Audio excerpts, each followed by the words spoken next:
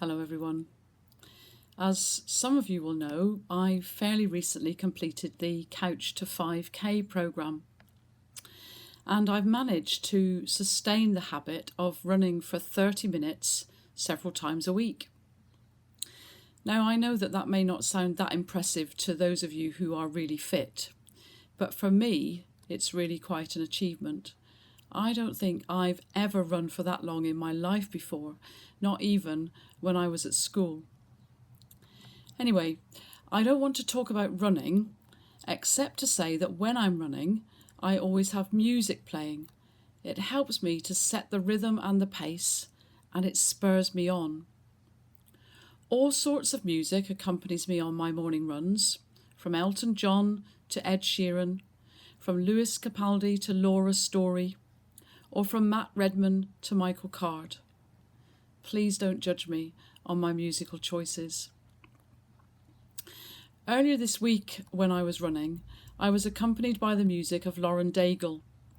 Some of you will know she's a chart-topping singer-songwriter from America.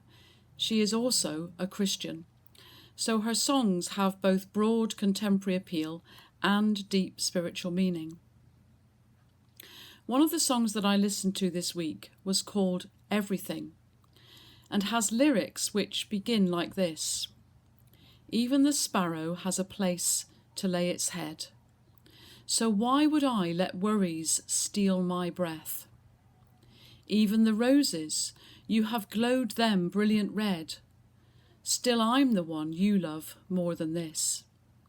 You give me everything, you give me everything, you give me everything I need." It came back into my mind as I read the Gospel appointed for today from Matthew chapter 10. Are not 2 sparrows sold for a penny? Yet not one of them will fall to the ground apart from your Father. And even the hairs of your head are all counted. So do not be afraid. You are of more value than many sparrows.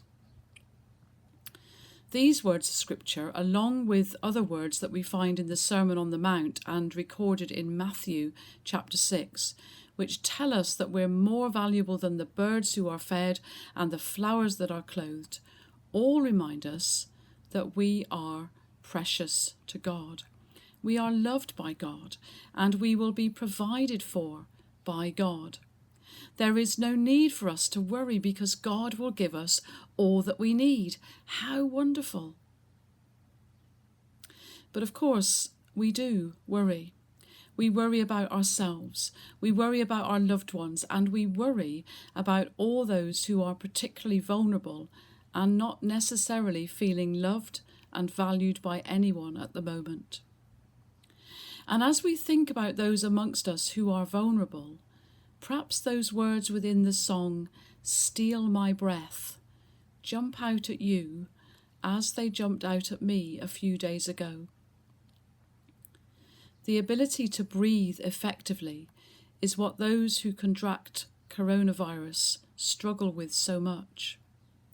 And it's what George Floyd was robbed of in the brutal and traumatic events in America just a few weeks ago. These and so many other stories that fill our daily headlines remind us of the inequality that exists in our structures, in our communities, and in our world. Many have risen up in protest against such injustice, some peacefully, others not so, but all motivated by their anger at what they see going on around them. Maybe you're feeling angry and not quite knowing what to do with that anger. Perhaps you are somewhat bewildered by the behaviours that you see displayed and you don't quite know how to respond. Perhaps you're worried about where all this will lead.